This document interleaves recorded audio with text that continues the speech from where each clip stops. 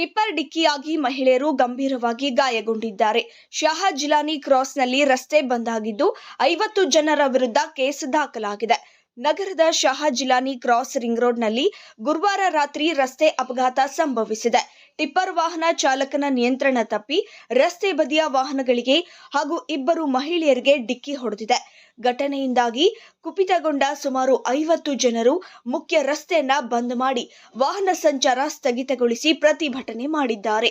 ಪೊಲೀಸರ ಮನವಿಗೂ ಕ್ಯಾರೆ ಅನ್ನದ ಜನರು ಸುಮಾರು 3 ಗಂಟೆಗಳ ಕಾಲ ಪ್ರತಿಭಟನೆ ನಡೆಸಿದ್ದಾರೆ.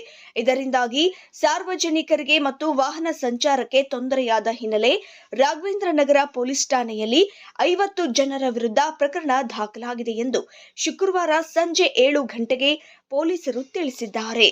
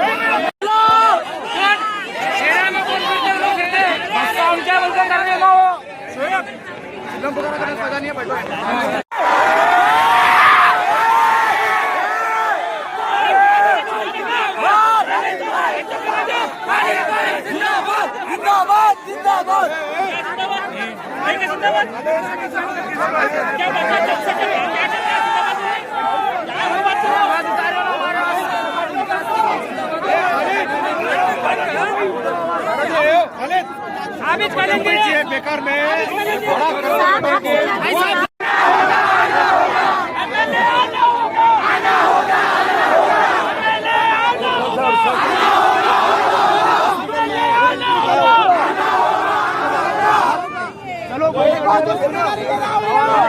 आज शाहजलानी क्रॉस पे वार्ड नंबर 27 ये जो रिंग रोड बनी हुई है, आए दिन यहाँ पे हादसे होते हैं। ना यहाँ फुटपाथ का काम है, ना जाले का काम है। यहाँ पे गाड़ियाँ रोड पे अदरक लहसुन बेचने वाले लोगों को 2 मासूम लोगों के हाथ यहाँ से गए, एक जने की जान चलेगी। कौन जिम्मेदार है ये चीज का?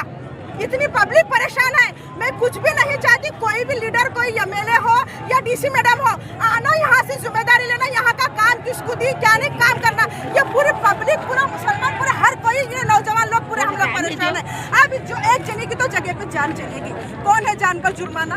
तकरीबन हम यहाँ से 3 घंटे से यहाँ पे हम स्टे कर रहे हैं, कोई एक जने आने के लिए तैयार नहीं है। ट्रैफिक पुलिस और पुलिस वाले आके हमारे को डरा के करके हटा रहे। हम हटने के लिए है, आज फैसला होना यहाँ पे, आज कोई भी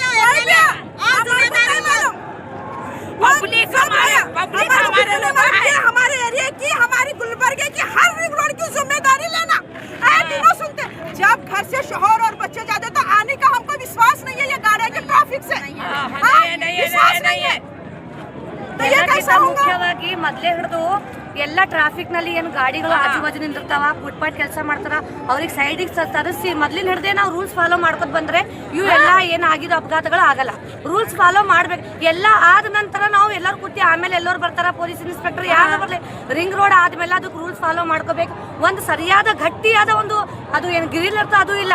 ಸರ್ವಿಸ್ ನೋಡಲ್ಲಿ ಹೋಗ್ತಾ ಇದ್ದ 2 ಹೆಣ್ಮಕ್ಳು, ಆ ಹೆಣ್ಮಕ್ಳಿಂದ ಅಲ್ಲಿದ್ದು ಟಿಪ್ಪರ್ ಬಂದು ಇಲ್ಲಿ ಅಂತಂದ್ರೆ ಸ್ಟ್ರಾಂಗ್ ಆಗಿ ನೀವು ಪಿಲ್ಲರ್ ಹಾಕ್ಬೋದಲ್ಲ, ಇಲ್ಲಿ ನಿಂತಿದ್ದೆಲ್ಲ ನೀವು ಸರಿಸಬಹುದಲ್ಲ.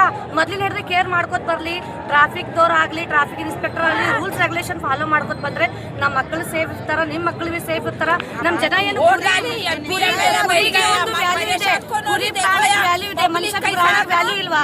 ನಮ್ದು ಇದೇ ಉದ್ದೇಶದ ಮನುಷ್ಯರು ಪ್ರಾಣ ಇದೆ, ಅವ್ರಿಗೆ ವ್ಯಾಲ್ಯೂ ಮಾಡ್ಬೇಕಂದ್ರೆ ಹಾದ್ಸ ಆದ್ಮೇಲೆ ಬರಬೇಡ್ರಿ, ಅದಕ್ಕಿಂತ ಮುಂಚೆನೆ ರೂಲ್ಸ್ ಫಾಲೋ ಮಾಡ್ರಿ. ಎಲ್ಲಿ ಜಂಪ್ ಹಾಕದ್ದ, ಎಲ್ಲಿ ಟ್ರಾಫಿಕ್ ಲೈಟ್ ಹಚ್ಚದ್ದ, ಎಲ್ಲಿ ಸಿಗ್ನಲ್ ಹಚ್ಚಬೇಕು, ಎಲ್ಲಿ ಲೈಟ್ ಮುಗ್ದ, ಅವೆಲ್ಲ ನೋಡ್ಕೋಬೇಕು.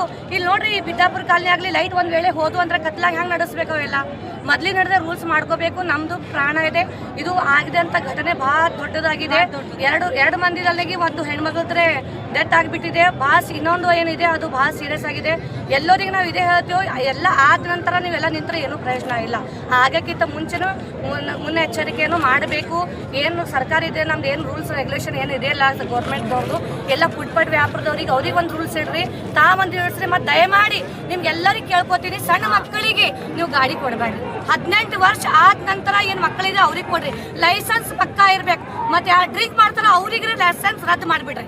ನಾ ಎಲ್ಲರಿಗೆ ಮುಗಿಸಿ ಇದೇ ಕೇಳ್ಕೊತೀನಿ, 18 ವರ್ಷ ಆಗಾಕಿಂತ ಮುಂಚೆ ಮಕ್ಕಳಿಗೆ ಯಾರು ಗಾಡಿ ಕೊಡಬೇಡ್ರಿ. ನಮ್ಮ ಮಕ್ಕಳ ಪ್ರಾಣ ನಾವು ರೂಲ್ಸ್ ರೆಗ್ಯುಲೇಷನ್ ಫಾಲೋ ಮಾಡಬೇಕು. ಇಷ್ಟೇ ಹೇಳಿ ವಿನಂತಿ ಮಾಡ್ಕೋತೀವಿ.